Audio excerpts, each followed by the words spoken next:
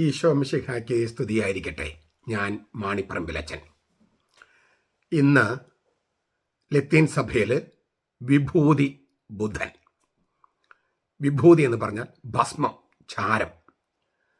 ചാരം പൂശുകയാണോ അതോ ചാരം കൊണ്ട് കുരിശ് വരയ്ക്കുകയാണോ? യേശുവിൽ വിശ്വസിച്ചാൽ മതി, ഈ വക ഏർപ്പാടൊന്നും വേണ്ട എന്ന് ചിലർ പറയുന്നത് ശരിയോ? ചാരം പൂശാൻ യേശു പറഞ്ഞിട്ടുണ്ടോ? ചാക്കുടുക്കാൻ യേശു പറഞ്ഞിട്ടുണ്ടോ? എന്താണ് ഇതുകൊണ്ട് ഉദ്ദേശിക്കുന്നത്? മനുഷ്യ നീ മണ്ണാകുന്നു എന്ന് പറഞ്ഞിട്ടല്ലേ ചാരം പൂശുന്നത്? അതൊരു നെഗറ്റീവായിട്ടുള്ള ഒരു ചിന്തയല്ലേ? പഴയ നിയമത്തിൽ ഇതിന് പൂർവ്വ മാതൃകകളുണ്ടോ? എന്താണ് ഇതിൻ്റെ ദൈവശാസ്ത്രം? എന്തുകൊണ്ടാണ് സീറോ മലബാർ സഭയിൽ ഈ വിഭൂതി തിങ്കളാഴ്ച ആചരിക്കുന്നത്? അപ്പോൾ അവർ തിങ്കളാഴ്ച ആചരിക്കുമ്പോൾ അവർക്ക് നോമ്പ് ദിവസങ്ങൾ 42 അല്ലേ, 40 അല്ലല്ലോ? അത് ബൈബിൾ അനുസരിച്ച് അത്ര ശരിയാണോ? ഇങ്ങനെ നിരവധിയായ ചോദ്യങ്ങൾ കഴിഞ്ഞ ദിവസം ഞാൻ വിഭൂതി തിങ്കൾ, നിർമ്മല തിങ്കൾ എന്ന് പറഞ്ഞിട്ടുള്ള അതുമായിട്ട് ബന്ധപ്പെട്ട് ഞാൻ വീഡിയോ ഇട്ടപ്പോൾ ഇങ്ങനെ ചില സംശയങ്ങളെല്ലാം ചോദിക്കുകയുണ്ടായി. ചിലതിൻ്റെ എല്ലാം ഉത്തരം മുമ്പ് നൽകിയിട്ടുള്ളതാണ്. എന്നാലും ചോദ്യങ്ങൾ ചോദിച്ചിട്ടുള്ളത് കൊണ്ട് ചിലതെല്ലാം ഒന്ന് ആവർത്തിക്കുകയും ചില കാര്യങ്ങൾക്ക് വ്യക്തത വരുത്തുകയുമാണ്. ഈ കത്തോലിക്ക സഭയിൽ നിന്ന് വിട്ടുപോയിട്ടുള്ളവരും കത്തോലിക്ക സഭയിലെ ആചാരങ്ങൾ വേണ്ട എന്ന് പറയുന്നവരുമായിട്ടുള്ള കുറച്ച് ആളുകളൊക്കെ ഇതൊക്കെ വെറുതെ ഒരു ആഭാസമാണ്, ഇതിനൊന്നും ആവശ്യമില്ല, ഇത്തരം ആചാരങ്ങളൊന്നുമല്ല വേണ്ടത് എന്ന മട്ടിലൊക്കെ പറയുന്നുണ്ട്. യേശുവിൻ്റെ വചനങ്ങൾ സീരിയസ് ആയിട്ട് എടുക്കുന്നവരാണെങ്കിൽ, ഗൗരവമായിട്ട് എടുക്കുന്നവരാണെങ്കിൽ നമുക്കൊരു വചനം ഞാൻ പറയാം. ലൂക്കാസിന്റെ സുവിശേഷം 10:13, അതിൽ മത്തായി 11:21 കാണാം. ഈശോ പറയാണ്, ഖൊറാസിൻ നിനക്കയ്യോ കഷ്ടം, ബെത്സായിദ നിനക്കയ്യോ കഷ്ടം. നിങ്ങളിൽ നടന്ന വീര്യപ്രവൃത്തികൾ ടയറിലും സീദോനിലും നടന്നിരുന്നുവെങ്കിൽ അവർ പണ്ട് തന്നെ ചാക്കൊടുത്തും ചാരം പൂശിയും മാനസാന്തരപ്പെടുമായിരുന്നു. ദൈവത്തിന് മുമ്പിൽ അങ്ങേയറ്റത്തെ എളിമ എന്ന് വെച്ചാൽ ശരിക്കും പറഞ്ഞാൽ നാണംകടലാണ്, വിലാപവും പശ്ചാത്താപവും മാനസാന്തരവും നാടകീയമായി പ്രകാശിപ്പിക്കാനുള്ള പ്രാചീന അടയാളമായിരുന്നു ചാക്കുടുക്കലും ചാരം പൂശലും. ഈ കൂടുതലും വിജാതിര് പാർത്തിരുന്ന ടയർ, സീദോൻ പ്രദേശങ്ങൾ ഫിനീഷ്യൻ നഗരങ്ങളാണ്. അവിടെ യേശു താൻ ചെയ്ത സുവിശേഷ പ്രഘോഷണവും വീര്യപ്രവൃത്തികളൊക്കെ അവിടെ ചെയ്തിരുന്നെങ്കിൽ ആ വിജാതീയ നഗരങ്ങൾ ഈ കൊറാസിൻ, ബെത്സായിദ തുടങ്ങിയ യഹൂദ നഗരങ്ങളെക്കാൾ പണ്ടേ മാനസാന്തരപ്പെട്ട് ആ മാനസാന്തരത്തിൻ്റെ നാടകീയ അടയാളമായ ചാക്കൊടുക്കുകയും ചാരം പൂശുകയും ചെയ്യുമായിരുന്നുവെന്ന് യേശു പറയുന്നുണ്ട്. അപ്പം മാനസാന്തരം അല്ലേ, ഉള്ളിൽ മാനസാന്തരം, അത് ജീവിതത്തിൽ പ്രകടിപ്പിക്കണം. അങ്ങനെ മാനസാന്തരപ്പെട്ടു എന്ന് പ്രഖ്യാപിക്കുകയാണ്. അപ്പോൾ സമൂഹത്തിൻ്റെ ഒരു പ്രഷർ കൂടിയുണ്ട്. എന്താണ്? സമൂഹത്തോട് പറയുകയാണ്, ഞാൻ മാനസാന്തരപ്പെട്ടു, അപ്പോൾ ഇനി നല്ലവനായി ജീവിക്കും. നീ മാനസാന്തരപ്പെട്ടെന്ന് പ്രഖ്യാപിച്ചിട്ട് എന്താ ഇങ്ങനെ ജീവിക്കണേ എന്ന് സമൂഹം ചോദിക്കാനും ഇട വരാലോ. അപ്പം പിന്നെ സഭയാണ്, സഭ ഒരു ദൈവജനമാണ്, പുണ്യവാന്മാരുടെ ഐക്യം നമ്മൾ പറയണേ. നമ്മളിവിടെ ജീവിക്കുന്നത് മനുഷ്യരുടെ കൂട്ടത്തില, സ്വർഗത്തിൽ അങ്ങനെ തന്നെയാണ്. അപ്പോൾ ഈ ദൈവജനം എന്ന ആ ദൈവജനത്തോട് പറയാണ്, ഞാൻ കർത്താവിലേക്ക് മാനസാന്തരപ്പെട്ടു, ഇനി ഞാൻ നല്ലവനായി ജീവിക്കാൻ ശ്രമിക്കുകയാണ്, എൻ്റെ പാപവഴികളൊക്കെ ഞാൻ പിന്തിരിയുകയാണ്, സുവിശേഷം സ്വീകരിച്ചു, സുവിശേഷം മനസ്സിൽ ജീവിക്കുകയാണ് എന്നൊരു പ്രഖ്യാപനം സഭാ സമൂഹത്തിൽ നടത്തുകയാണ്. അങ്ങനെ ചെയ്യണം എന്നൊക്കെയാണ് കർത്താവ് ഈശോമിശിഹ പറഞ്ഞത്. ഒരു കാര്യം. 2, മനുഷ്യ നീ മണ്ണാകുന്നു, മണ്ണിലേക്ക് മടങ്ങും. ഉൽപ്പത്തി പുസ്തകം 3-ാമത്തെ അധ്യായം 19-ാം വാക്യം. അത് പറഞ്ഞുകൊണ്ടല്ലേ ഈ ഇങ്ങനെ ചാരം പൂശുന്നത്, ഭസ്മം പൂശുന്നത്? തീർച്ചയായിട്ടും മരിക്കും എന്നൊരു ഓർമ്മപ്പെടുത്തലാണ്. പക്ഷേ അത് തീർത്തും നെഗറ്റീവായിട്ടുള്ള ചിന്തയല്ല. ഇവിടെ പ്രധാനമായിട്ടും പ്രധാനപ്പെട്ട 2 സന്ദേശങ്ങളുണ്ട്. ഒന്ന്, ഈ പാപം ചെയ്ത് കഴിഞ്ഞപ്പോഴാണ് ദൈവം ആദാമിനോടും ഹവ്വയോടും പറഞ്ഞത്, നീ മണ്ണാണ്, മണ്ണിലേക്ക് മടങ്ങും. അതായത് ഏദൻ തോട്ടം എന്ന തോട്ടം നിങ്ങൾക്ക് അർഹതയില്ല, ദൈവത്തിൻ്റെ തോട്ടം നിങ്ങൾക്ക് അർഹതയില്ല, പാപം ചെയ്തു, അതുകൊണ്ട് തോട്ടത്തിൽ നിന്ന് പുറത്താക്കിയിട്ട് പറയുന്നത് നീ മണ്ണിലേക്ക് മടങ്ങുക. അപ്പോൾ ആദാമിൻ്റെ പിൻതലമുറക്കാർക്ക് കൈമാറി കിട്ടിയ ശാപത്തിൻ്റെ ഭാഗമാണ് ആത്മാവിനെയും ശരീരത്തിനും വേർതിരിക്കുന്ന മരണം. മണ്ണിലേക്ക് മടങ്ങുക എന്ന് പറഞ്ഞാൽ മരണം. നീ മണ്ണിൽ നിന്ന് എടുക്കപ്പെട്ടവൻ മണ്ണിലേക്ക് മടങ്ങും, മരണമാണ്. അപ്പോൾ ആദാമനും ഹവ്വയ്ക്കും പിന്നെ തലമുറക്കാർക്കും കൈമാറി കിട്ടിയ ശാപത്തിന്റെ ഭാഗമാണ് മരണം എന്ന് ഓർമ്മപ്പെടുത്തുകയാണ്. റോമാലേഖനം 5:14, 1 കൊരിന്ത്യർ 15:22 അത് കാണാം. അതായത് മനുഷ്യൻ എടുത്തത് എവിടെ നിന്നാണ്? മണ്ണിൽ നിന്നാണ്. അപ്പം മനുഷ്യന്റെ ഈ ഭൂമി എന്ന് പറയുന്നത്, മണ്ണ് എന്ന് പറയുന്നത് മനുഷ്യന്റെ ഗർഭപാത്രമായിരുന്നു. അവിടെ നിന്നാണ് മനുഷ്യൻ എടുക്കപ്പെട്ടത്. എന്നാൽ ഇപ്പോൾ എവിടെ നിന്ന് എടുക്കപ്പെട്ടോ അതിലേക്ക് മരണം മൂലം മനുഷ്യൻ പിന്തിരിയുകയാണ്. അതായത് അവന്റെ ഗർഭപാത്രം, ഭൂമി എന്ന ഗർഭപാത്രം അവൻ ഇനി ശവപ്പറമ്പായിരിക്കും. സഭാപ്രസംഗം 12:7, കത്തോലിക്ക സഭയുടെ മതബോധനം 400. എന്ന് വെച്ചാൽ ആദാമിൻ്റെയോ ഹവ്വയുടെയോ നമ്മുടെയോ പാപം എന്ന് പറയുന്നത് തീർത്തും വ്യക്തിപരമായൊരു പാപമല്ല. നമ്മൾ ഏത് പാപം ചെയ്താലും, എത്ര സ്വകാര്യമായിട്ടും വൈയക്തികമായിട്ട് ചെയ്താലും, അതിന് ഈ പ്രപഞ്ചത്തിൽ, ഈ ഭൂമിയിൽ അതിൻ്റെ ഭവിഷ്യത്തുണ്ട്. അതിനാൽ നമ്മൾ ചെയ്യുന്ന ഏത് പാപം, എത്ര രഹസ്യത്തിൽ ചെയ്യുന്ന പാപമാണെങ്കിലും ഈ പ്രപഞ്ചത്തെ, ഈ ഭൂമിയെ അത് ദോഷകരമായി ബാധിക്കും. ഞാൻ തെളിവുകൾ പറയേണ്ട കാര്യമില്ല. നമ്മൾ ആലോചിച്ച് നോക്കിയാൽ മനസ്സിലാകും. ഈ പ്രപഞ്ചത്തിന്, ഈ ഭൂമിക്ക് ദോഷം വരുന്നതാണ് നമ്മുടെ ഓരോ പാപവും. അപ്പോൾ ഈ മരണം, മണ്ണിൽ നിന്ന് എടുക്കപ്പെട്ടവൻ മണ്ണിലേക്ക് മടങ്ങുന്നു. ആ മണ്ണ് അവന് ശവപ്പറമ്പായിട്ട് മാറുന്നു, ഗർഭപാത്രം ശവപ്പറമ്പായിട്ട് മാറുന്നു. പക്ഷെ അത് ഒരു വശമാണ്. ആ ഒരു വശം, ആ മണ്ണിലേക്കാണ്, ആ ഭൂമിയിലേക്കാണ് ദൈവം മനുഷ്യനായി വന്നത്. എന്നിട്ട് നമ്മൾക്ക് അർഹതപ്പെട്ട മരണശിക്ഷ അവൻ സ്വയം ഏറ്റെടുത്ത് കുരിശിലേറി മരിച്ചു. നമ്മെ മരണശിക്ഷയിൽ നിന്ന് മാറ്റി നിർത്താൻ നമ്മുടെ മരണശിക്ഷ അവൻ സ്വയം ഭരിച്ചു. അതാണ് കുരിശ്. മാത്രമല്ല, അവൻ മരിച്ചവൻ ഉത്ഥാനം ചെയ്ത് നമുക്ക് അനശ്വര ജീവൻ നൽകി. അത് ഈ കുരിശിലൂടെയുള്ള മരണത്തിലൂടെ പോയിട്ടാണ്. ഇല്ലേ? കുരിശിൽ മരിച്ചു, മരണത്തിലേക്ക് ഇറങ്ങി, മരിച്ചവരെ താവളത്തിൽ ചെന്ന് മരിച്ചവരെ ഉയർപ്പിച്ച് അവന് ഉയർത്തെഴുന്നേറ്റ് അങ്ങ് പോകുകയാണ്. അപ്പോൾ നമ്മൾ ചാരം പൂശുകയല്ല ചെയ്യുന്നത്. മനുഷ്യൻ നീ മണ്ണാകുന്നു എന്ന് പറഞ്ഞിട്ട് വെറുതെ ചാരം പൂശല്ല, കുരിശടയാളം വരയ്ക്കുകയാണ്.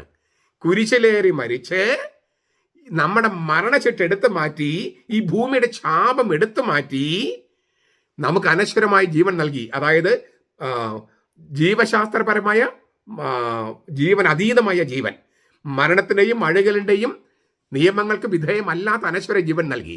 അത് കുരിശിലൂടെയും നൽകിയത്. അപ്പോൾ വെറുതെ ചാരം പൂശി അല്ല ചെയ്യുന്നത്, കുരിശ് വരയ്ക്കുകയാണ് ചെയ്യുന്നത്. അതിനോട് ബന്ധപ്പെടുത്തി പറയാവുന്ന ഒരു കാര്യം കൂടിയുണ്ട്. ഈ ഭസ്മം എങ്ങനെ ഉണ്ടാക്കുന്നത്? കഴിഞ്ഞ കൊല്ലത്തെ കുരുത്തോല തിരുനാളിൻ്റെ ഓശാന ഞായറാഴ്ച കുരുത്തോല ഉപയോഗിച്ചിട്ട്, കുരുത്തോല എന്ന് പറഞ്ഞുള്ള ഗ്രീക്ക് വാക്ക് ഫീനിക്സ് എന്നാണ്. ഫീനിക്സ് ഒരു മിത്തിക്കൽ ബേർഡ് ഇല്ലേ, ഒരു സങ്കല്പത്തിലുള്ളൊരു പക്ഷിയുടെ പേരാണ് ഫീനിക്സ്. ആ ഫീനിക്സിൻ്റെ അർത്ഥം കുരുത്തോല എന്നാണ്. അപ്പോൾ ഈന്തപ്പനയോല അല്ലെങ്കിൽ കുരുത്തോല ഉപയോഗിച്ചിട്ടാണ് യേശുവിനെ അവർ എതിരേറ്റത് ജെറുസലേം ദേവാലയത്തിലേക്ക്. വെളിപാട് പുസ്തകം 7-ാമത്തെ അധ്യായത്തിൽ പറയുന്നത് കുരുത്തോല പിടിച്ചുകൊണ്ട്, ഈന്തപ്പനയോല പിടിച്ചുകൊണ്ടാണ് വിശുദ്ധർ സ്വർഗത്തിൽ പ്രദക്ഷിണം ചെയ്യുന്നത്. അപ്പോൾ ഫീനിക്സ് എന്ന പക്ഷി നോക്കുക. ഫീനിക്സ് എന്ന വാക്കിനർത്ഥം ഈന്തപ്പനയോല, കുരുത്തോല എന്നാണ്. പക്ഷെ അതൊരു പക്ഷിയുടെ പേരുമാണ്. ആ പക്ഷിയാകട്ടെ ഒരു സാങ്കല്പിക പക്ഷിയാണ്. ഒരൊറ്റ ഒന്നേ ഉണ്ടാകുള്ളൂ. അത് മരിച്ചു, അതിന് ചിതയിൽ നിന്ന് അത് ഉയർത്തെഴുന്നേൽക്കുന്നു. അങ്ങനെയുള്ള ഒരേ ഒരാൾ യേശുവാണ്. ഈ മിത്തിക്കൽ ബേഡിനെ പോലെയുള്ളൊരു ഒരേ ഒരാൾ. മറ്റൊരു മതസ്ഥാപകനും മരിച്ചു ഉത്ഥാനം ചെയ്തിട്ടില്ല. അങ്ങനെ ചെയ്ത ഏക വ്യക്തി യേശുവാണ്. അതുകൊണ്ട് തന്നെ മരണത്തിനപ്പുറമുള്ള ജീവൻ നൽകാൻ യേശുവിന് മാത്രമേ കഴിയൂ. അതുകൊണ്ട് നമ്മളില്ലേ യേശു ഏക രക്ഷകനാണെന്ന് പറയുന്നത്, ഏക മധ്യസ്ഥനാണ്, ഏക രക്ഷകനാണ്, ലോകരക്ഷകനൊക്കെ പറയുന്നതിന് കാരണം അതാണ്. നമുക്ക് രക്ഷ എന്ന് പറഞ്ഞാൽ പാപമോചനവും അനശ്വര ജീവനുമാണ്. ഇത് രണ്ടും നൽകാൻ കഴിവുള്ളത് യേശുവിന് മാത്രമാണ്. അവൻ മരിച്ചു ഉത്ഥാനം ചെയ്തു. അതിനെ വളരെ മനോഹരമായിട്ട് പ്രകടിപ്പിക്കാൻ പറ്റുന്ന വാക്കാണ് കുരുത്തോല, ഈന്തപ്പനയോല. ഫീനിക്സ് എന്നുള്ള അർത്ഥം ഉള്ള അത് കരിച്ചിട്ട് ആണ് ഭസ്മം ഉണ്ടാക്കുന്നത്. മരിച്ചു ഉത്ഥാനം ചെയ്തു. അതുകൊണ്ടാണ് നമ്മൾ കുരിശ് വരയ്ക്കുന്നത്. അപ്പോൾ വെറും ചാരമല്ല ഇത്, മറിച്ച് മരിച്ചു ഉത്ഥാനം ചെയ്തവൻ എന്ന പ്രതീകമുള്ള ഈന്തപ്പനയോല അല്ലെങ്കിൽ കുരുത്തോല കരിച്ചിട്ട് മരിച്ചു ഉത്ഥാനം ചെയ്തവനെ ധരിക്കുകയാണ്. അപ്പോൾ ഒരു മാമോദിസയുടെ ഒരു ജീവിതം, അതായത് അതിൻ്റെ ഉള്ളിലൂടെ ഒന്നുകൂടി കടന്നു പോവുകയാണ് ഈ സംഗതി. മാത്രമല്ല, ഈ അഗ്നിയാല് കുരുത്തോല എരിഞ്ഞ് ഭസ്മമായി തീരുന്നത് പോലെ ദൈവസ്നേഹാഗ്നിയിൽ നമ്മൾ സ്വയം ശൂന്യവൽക്കരിക്കപ്പെട്ട് പുതിയ മനുഷ്യനായി തീരുന്നു എന്ന ഒരു തേജസ്സുള്ള ഒരു പുതിയ ജീവിതത്തിലേക്ക് പ്രവേശിക്കുന്നു എന്നൊരർത്ഥം കൂടി അതിനകത്തുണ്ട്.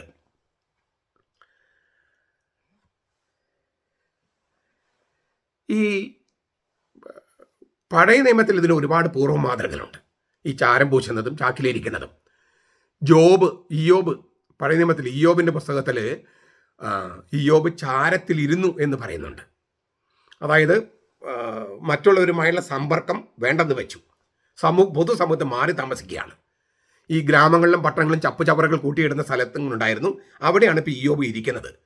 അതിനു മുമ്പ് ഓർക്കണം, അദ്ദേഹം ആ ഗ്രാമത്തിൻ്റെ തലവനായിരുന്നു, ഗോത്ര തലവനായിരുന്നു, ജഡ്ജി ആയിരുന്നു, അതിസമ്പന്നനായിരുന്നു. ഇപ്പോൾ അയാൾക്ക് വർണ്ണിക്കാൻ പറ്റാത്തൊരു മാനസികാവസ്ഥയിലാണ്. മക്കൾ നഷ്ടപ്പെട്ടു, സമ്പത്ത് നഷ്ടപ്പെട്ടു, എല്ലാം നഷ്ടപ്പെട്ടു. സമൂഹം മുഴുവൻ അദ്ദേഹത്തെ കുറ്റപ്പെടുത്തുന്നു, നീ പാപിയാണ്, പാപിയാണ്, പാപിയാണ്. അപ്പം അദ്ദേഹത്തിൻ്റെ ദുരവസ്ഥ അവതരിപ്പിക്കുകയാണ്. ചാരത്തിലിരുന്ന്, ചാക്കൊടുത്ത് ചാരത്തിലിരിക്കുന്നു, ഞാൻ പൊടിയും ചാരവുമാണ് എന്ന് അദ്ദേഹം പ്രഖ്യാപിക്കുകയാണ്. ഇയ്യോബിൻ്റെ പുസ്തകം 42:6. അതായത് ഞാൻ ഒന്നുമല്ല, ഞാൻ ദൈവത്തിന് മുമ്പിൽ ഒന്നുമല്ല, വാസ്തവത്തിൽ പൊടിയും ചാരവുമാണ്. അങ്ങനെ പൊടിയും ചാരവുമായ ഞാൻ 42:6 ദൈവത്തെ വെല്ലുവിളിച്ചു. അതായത് എനിക്കറിയാം ദൈവം എന്തെന്ന് എനിക്കറിയാം എന്ന് വെല്ലുവിളിച്ചിട്ടുണ്ട്. ദൈവത്തെക്കുറിച്ചും അവൻ്റെ മാർഗങ്ങളെക്കുറിച്ചും അറിയാമെന്ന ഭാവത്തോട് സംസാരിച്ചതിനാണ് ഈ പശ്ചാത്താപം. 42:6 ഇയ്യോബിൻ്റെ പുസ്തകം. പാപം ചെയ്തതിൻ്റെ പശ്ചാത്താപമല്ല, മറിച്ച് പൊടിയും ചാരവുമായ ഞാൻ ദൈവം ഇങ്ങനെയാണ് പെരുമാറേണ്ടത്, ദൈവം അങ്ങനെയാണ് പെരുമാറേണ്ടത് എന്നൊക്കെ പറഞ്ഞു. അത് ചെയ്തത് ശരിയല്ല. ഇപ്പം ഞാൻ ഞാനൊക്കെ എൻ്റെ ഈ വീഡിയോയുടെ കമൻറ്റിൽ, യൂട്യൂബ് ചാനലിൻ്റെ കമൻറ്റ് നോക്കുക. അപ്പോൾ ദൈവം ഇങ്ങനെ ചെയ്യേണ്ടതല്ലേ, അങ്ങനെ ചെയ്യേണ്ടതല്ലേ, തള്ളി മറിക്കല്ലേ, പിന്നെ എന്താണ് മതത്തെ വെള്ളപൂശാൻ നടക്കരുത്, ദൈവത്തെ വെള്ളപൂശാൻ നടക്കരുത് എന്നെല്ലാം പറഞ്ഞിട്ട് കമൻറ്റുകൾ. അതായത് പൊടിയും ചാരവുമായ മനുഷ്യൻ അത് അംഗീകരിക്കാതെ ദൈവം അങ്ങനെ ആയിരിക്കണം, ദൈവം ഇങ്ങനെ ആയിരിക്കണം, ശാസ്ത്രത്തിന് വിരുദ്ധമാണ് ദൈവം എന്തറിഞ്ഞിട്ടാ പറയണേ? ഇവരോട് ഈ ശാസ്ത്രം അവതരിപ്പിക്കാൻ പറഞ്ഞാൽ അവർക്ക് അറിയ പോലുമില്ല. വെറുതെ ഈ ചില സാമൂഹ്യ മാധ്യമങ്ങളോ ചില പത്രങ്ങളോ നിരീശ്വര പ്രസ്ഥാനങ്ങളോ ഇങ്ങനെ വിടുന്ന ചില കാര്യങ്ങൾ മാത്രം കേട്ടിട്ട് ദൈവത്തെ വെല്ലുവിളിക്കുക. നമ്മൾ പൊടിയും ചാരവുമാണ്, അത് അംഗീകരിക്കാൻ തയ്യാറല്ല. യുക്തിവാദികളുടെ പ്രശ്നം അതാണ്, നിരീശ്വരവാദികളുടെ പ്രശ്നം അതാണ്. എനിക്കറിയാത്തതൊക്കെ ഇല്ലെന്ന് പറഞ്ഞാൽ, എനിക്കറിയാത്തതൊക്കെ ഇല്ല, അത് എന്തൊരു മണ്ടത്തരമാണ്. ഈ മൃഗങ്ങളെപ്പോലെ ബുദ്ധിഹീനരായിട്ട് മാറുകയാണ് മനുഷ്യർ. അപ്പം അത് പൊടിയും ചാരവുമാണ് ഞാൻ വളരെ പരിമിതികളുള്ളവരാണ്, ഞാൻ ദൈവമല്ല, മനുഷ്യനാണ്. എൻ്റെ മനസ്സിന് ഒരു ചെറിയ കപ്പാസിറ്റി ഉള്ളൂ, ഈ ലോകത്തിലെ എല്ലാ കാര്യങ്ങളൊക്കെ മനസ്സിലാക്കാൻ പറ്റില്ല. അത് അത്രയും തിരിച്ചറിയാനുള്ള, അത്രയും അംഗീകരിക്കാനുള്ള ഒരു മനസ്ഥിതിയാണ് ഈ പൊടിയിലും ചാരത്തിലും ഇരിക്കുന്നത്. അത് വെച്ച് നോക്കുമ്പോൾ നമ്മൾ എല്ലാ ദിവസവും ഇരിക്കേണ്ടവരാണ്. യോനയുടെ പുസ്തകത്തിൽ നമുക്കറിയാം അനുതാപത്തിൻ്റെ 3 ഘട്ടങ്ങൾ. ആദ്യം നിനിവെ നിവാസികൾ, നിനിവെ ആ പട്ടണം, അസീറിയയുടെ തലസ്ഥാനമായ പട്ടണത്തിൽ അവർ മാനസാന്തരപ്പെട്ട് ചാക്കും ചാരവും എടുത്ത്. ആ വാർത്ത രാജാവിനെടുത്ത് വരുമ്പോൾ രാജാവ് ചാക്കും ചാരവും എടുത്തു. വിജാതീയ രാജാവ്. തീർന്നില്ല, രാജ്യം മുഴുവൻ, മൃഗങ്ങളും പക്ഷികളും സകലരും ഈ ചാക്കും ചാരവും എടുത്ത് ഉപവാസമെടുത്ത് പശ്ചാത്തപിക്കണമെന്നും അപ്പോൾ ദൈവത്തിൻ്റെ മനസ്സ് തിരിയില്ലെന്ന് ആര് പറഞ്ഞു എന്ന് പറഞ്ഞിട്ട് ഒരു വിളംബരം ചെയ്തു. അപ്പോൾ അതിൻ്റെ ഈ ചാക്കും ചാരവും ഒരു അനുതാപത്തിൻ്റെ 3 ഘട്ടങ്ങളായിട്ടാണ് അവിടെ നമ്മൾ കാണുന്നത്. ഇതേക്കുറിച്ചൊക്കെ ഞാൻ കഴിഞ്ഞ ദിവസം പറഞ്ഞതാണ്. അപ്പോൾ അതുകൊണ്ട് നമുക്ക് കൂടുതൽ കാര്യങ്ങൾക്ക് പോകേണ്ട കാര്യമില്ല. തീവ്ര ദുഃഖം അവതരിപ്പിക്കാനായിട്ട് ചാക്കൊടുത്ത് ചാരം പൂശുന്ന രീതി എസ്തർ പിന്തുടരുന്നുണ്ട്. എസ്തറിൻ്റെ പുസ്തകം 4-ാമത്തെ അധ്യായത്തിൽ ഈ ചീകി ജടതീർക്കാത്ത തലമുടിയിൽ വെണ്ണീർ വാരിയിട്ട് ഒട്ടകരോമം കൊണ്ടുള്ള അടിവസ്ത്രം ധരിച്ച് അവൾ അവിടുത്തെ രാജ്ഞിയെ നോക്കണം. ചിത്രബദ്ധം ചെയ്യപ്പെട്ടവരുടെ ധാരണ വേദന പ്രകാശിപ്പിക്കാൻ പറ്റിയ വേഷവിധാനത്തോടെ അവൾ പോകുന്നുണ്ട്. 2 ശമൂവേൽ 13-19 ഈ ദാവീദിൻ്റെ മക്കൾ 3 മക്കളുടെ കഥ പറയുന്നുണ്ട്. അബ്ശലോമും താമാറും ഒരു ഭാര്യയിലുണ്ടായത്, മറ്റൊരു ഭാര്യയിലുണ്ടായത് അമ്നോൻ, ദാവീദിൻ്റെ ആദ്യജാതനാണ്. അന്ന് ഈ സ്റ്റെപ്പ് ബ്രദറും സ്റ്റെപ്പ് സിസ്റ്ററും തമ്മിലൊക്കെ കല്യാണം പതിവുണ്ടായിരുന്നു അക്കാലത്ത്. പക്ഷേ ഈ അമ്നോന് താമാറിൻ്റെ കല്യാണം കഴിക്കാൻ താല്പര്യമില്ല, പക്ഷെ അവളുമായിട്ട് ലൈംഗികമായിട്ട് ബന്ധപ്പെടാൻ താല്പര്യം. അവൾ സമ്മതിച്ചില്ല. ഒരു ദിവസം ബലാത്കാരമായിട്ട് അവൻ അവളെ ബലാത്സംഗം ചെയ്തു. അത് കഴിഞ്ഞിട്ട് അവൾ അപ്പോൾ പറയണം, ഇപ്പോഴെങ്കിലും നീ എന്നെ കല്യാണം കഴിക്കുമെന്ന് പറയുമ്പം അവൻ്റെ ബോഡി ഗാർഡ്സിനൊക്കെ വിളിച്ച് ഇവളെ പുറത്താക്കി. അപ്പോൾ ഒരു വല്ലാത്ത ദുരവസ്ഥയിലാണ് പെട്ടുപോകുന്നത് ഈ താമാർ. അവളുടെ ആ ദുരവസ്ഥ അവതരിപ്പിക്കാനായിട്ട് അവൾ തലയിൽ ചാരം പൂശി വസ്ത്രം കീറി മുഖം കൈകൾ കൊണ്ട് മറച്ച് വിലപിച്ച് ദാവീദിൻ്റെ അടുത്ത് പോയി അവതരിപ്പിക്കുന്നുണ്ട് തൻ്റെ ദുരവസ്ഥ. അപ്പോൾ ഇതെല്ലാം അവതരിപ്പിക്കുന്നു. അപ്പോൾ നമ്മൾ പാപികളാണ്, പാപം ചെയ്തവരാണ്, മറ്റുള്ളവരുടെ നിർബന്ധത്തിന് വഴങ്ങി പാപം ചെയ്തു പോയിട്ടുണ്ട്, മറ്റുള്ളവരെ നമ്മൾ ആക്രമിച്ചിട്ടുണ്ട്. ഇതെല്ലാം അവതരിപ്പിക്കുന്ന ഒരു സംഗതിയാണ് ഈ ചാക്കൊടുത്ത് ചാരം പൂശുന്നത്. ഇപ്പം പഴയ നിയമത്തിലും ഒരുപാട് തിരുവചനങ്ങൾ ഉണ്ടെന്ന് ബോധ്യപ്പെടുത്താൻ വേണ്ടി പറഞ്ഞത്. ഇപ്പം ഇനി ഒരു പ്രശ്നമുള്ളത്, ഇപ്പോൾ ലത്തീൻ സഭയിൽ വിഭൂതി ബുധനാഴ്ചയാണ് തുടങ്ങുന്നത്. അടുത്ത ഞായറാഴ്ച മുതൽ ഉയർപ്പ് വരെ 6 ആഴ്ചകളാണുള്ളത്. അപ്പോൾ 6 ആഴ്ചകളിൽ ഞായറാഴ്ചകൾ നോമ്പിന് ഉപവാസം ദിനമായിട്ട് കണക്കാക്കില്ല. അന്ന് ഇറച്ചി മുട്ട മീനും കഴിക്കാമെന്നല്ല പറഞ്ഞതിൻ്റെ അർത്ഥം, പക്ഷെ അത് കണക്കാക്കില്ല. കാരണം കർത്താവ് ആഴ്ചയുടെ ആദ്യ ദിവസം ഉയർത്തെഴുന്നേറ്റു. അതുകൊണ്ട് ഉയർപ്പിൻ്റെ ദിവസമായതിനാൽ ഞായറാഴ്ച നോമ്പിൻ്റെ ഈ ഉപവാസത്തിൻ്റെ ദിനങ്ങളായി കണക്കാക്കില്ല.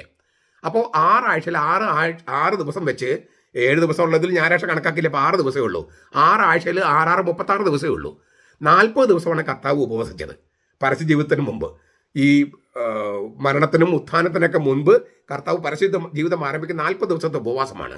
40 ദിവസമാണ് മോശെ ഈ ദൈവകൽപ്പന കിട്ടാൻ വേണ്ടി ഉപവസിച്ചത്. 40 ദിവസത്തെ യാത്ര ചെയ്തിട്ടാണ് ഹൊരേബ് മലയിൽ ഏലിയ പ്രവാചകൻ ദൈവത്തെ കാണാൻ പോയത്. പിന്നെ അഗ്നിരഥത്തിൽ എടുക്കപ്പെടുകയും ചെയ്തു. അപ്പോൾ ഇതെല്ലാം 40 ഇസ്രായേലിൽ 40 വർഷമാണ് മരുഭൂമിയിലൂടെ അലഞ്ഞു നടന്നത്. അപ്പോൾ ഇങ്ങനെ 40 ദിവസത്തെ മഴയാണ്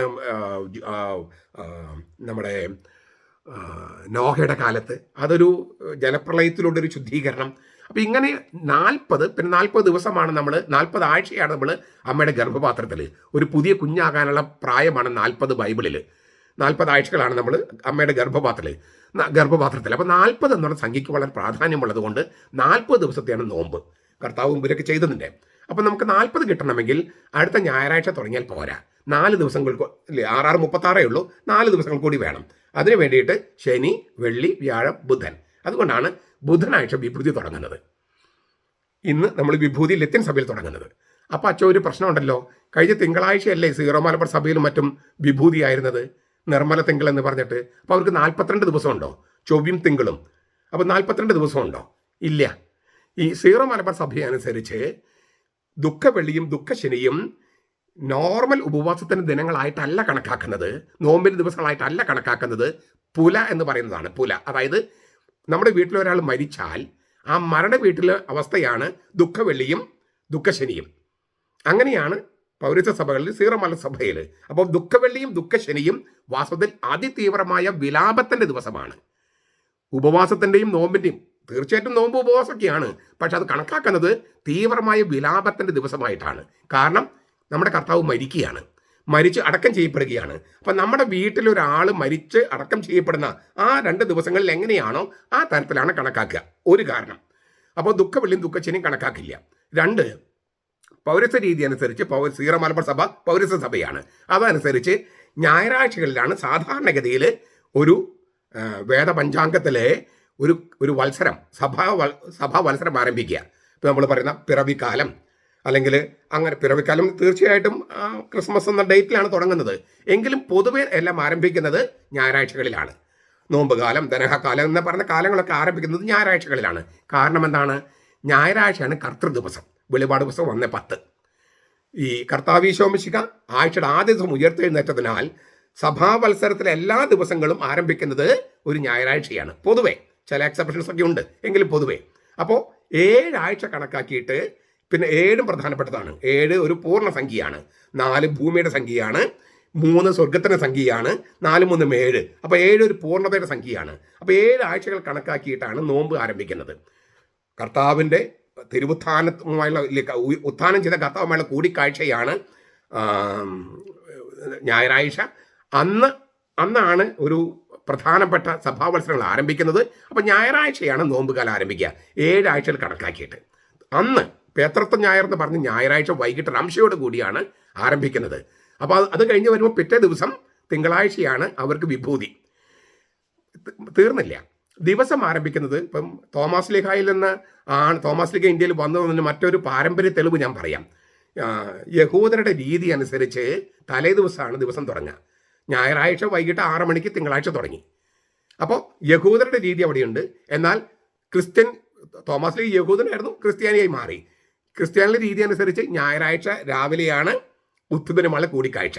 മത്തായി 28:9-10, യോഹന്നാൻ 20:9 മുതൽ 17 വരെ. ഇവരെല്ലാം സ്ത്രീകളൊക്കെ ഉത്ഥിതനെ കാണുന്നത് രാവിലെയാണ്. അത് രാവിലെയാണ് ആഴ്ചയുടെ ആദ്യ ദിവസം. നമ്മൾ ഞായറാഴ്ച അത് രാവിലെയാണ് കുർബാന. അപ്പോൾ ഈ യഹൂദ രീതിയിൽ ദിവസം ആരംഭിക്കുന്നത് തലേ ദിവസം, ഞായറാഴ്ച വൈകിട്ട്. ക്രിസ്ത്യാനി അനുസരിച്ച് ഉത്സവത്തിനുള്ള കൂടിക്കാഴ്ച ഞായറാഴ്ച രാവിലെ, പിറ്റേ ദിവസം രാവിലെ. അപ്പോൾ ഞായറാഴ്ച വൈകിട്ടാണ് ഈ ദിവസം ആരംഭിക്കുന്നതെങ്കിലും, ഈ നോമ്പ് ആരംഭിക്കുന്നെങ്കിലും പിറ്റേ ദിവസം രാവിലെയാണ് വിഭൂതി, തിങ്കളാഴ്ച നിർമ്മല തിങ്കൾ പറഞ്ഞ തിങ്കളാഴ്ചയാണ് നടത്തുന്നത്. അപ്പോൾ ഇത് പൗരസ്ത്യ രീതി അനുസരിച്ചുള്ളതാണ്. ഞായറാഴ്ചയാണ് 3 കാരണം ഞാൻ ഒന്നുകൂടി പറയാണ്. ഞായറാഴ്ചയാണ് സാധാരണഗതിയിൽ സഭാ മത്സരത്തിലെ ഒരു കാലം ആരംഭിക്കുന്നത്. 2, ഞായറാഴ്ച വൈകിട്ട് റംശയോട് കൂടിയാണ് നോമ്പ് കാലം ആരംഭിക്കുന്നത്. അത് യഹൂദ രീതി അനുസരിച്ചുള്ള ഇതാണ്. സന്ധ്യയായി പ്രഭാതമായി 1-ാം ദിവസം. സന്ധ്യയ്ക്കും പ്രഭാതത്തിനിടയ്ക്ക് നമുക്ക് രാത്രിയാണോ പകലാണോ? ശരിക്കും പറഞ്ഞാൽ രാത്രി ആണ്, പക്ഷെ അവർ പകലെന്നാണ് പറയണത്, ദിവസം എന്നാണ് പറയണേ. അപ്പോൾ അത് യഹൂദ രീതിയാണ്. 3-ാമത്തെ ഒരു സംഗതി എന്ന് പറയുന്നത് ഉത്ഥിതനുമായുള്ള കൂടിക്കാഴ്ച രാവിലെയാണ്. അപ്പോൾ ദിവസം തുടങ്ങിയെങ്കിലും പിറ്റേ ദിവസം രാവിലെയാണ് ഈ വിഭൂതിര കർമ്മങ്ങൾ. അന്ന് നിർമ്മല തിങ്കളായിട്ട് ആചരിക്കുന്നു. 4-ാമത്തെ കാരണം ഞാൻ പറഞ്ഞു, ദുഃഖവെള്ളിയും ദുഃഖശനിയും വെറും ഉപവാസത്തിൻ്റെയോ അല്ലെങ്കിൽ നോമ്പിൻ്റെയോ ദിവസങ്ങൾ മാത്രമല്ല, അത് വിലാപത്തിൻ്റെതാണ്, മരണ ദിവസങ്ങളാണ്. അതായത് നമ്മുടെ വീട്ടിലൊരാൾ മരിച്ച പോലെ പുലയാണ്. ആ തരത്തിലാണ് കണക്കാക്കുന്നത്. അപ്പോൾ അവർക്കും 40 ദിവസം തന്നെയേ ഉള്ളൂ. ഓരോ സഭയിലും കണക്കാക്കുന്ന രീതികൾ വ്യത്യാസമുണ്ട്, അതിന് ദൈവശാസ്ത്രമുണ്ട്. ഞാനിപ്പോൾ ഇതിൻ്റെ ഇത് 2-ാം നൂറ്റാണ്ട് മുതലുള്ളൊരു പാരമ്പര്യമാണ്. 6-ാം നൂറ്റാണ്ടൊക്കെ ആയപ്പോഴേക്കും അത് പാശ്ചാത്യ സഭയിൽ ആകെ പ്രചരിച്ചു, ഈ ചാരം പൂശുന്ന കർമ്മം.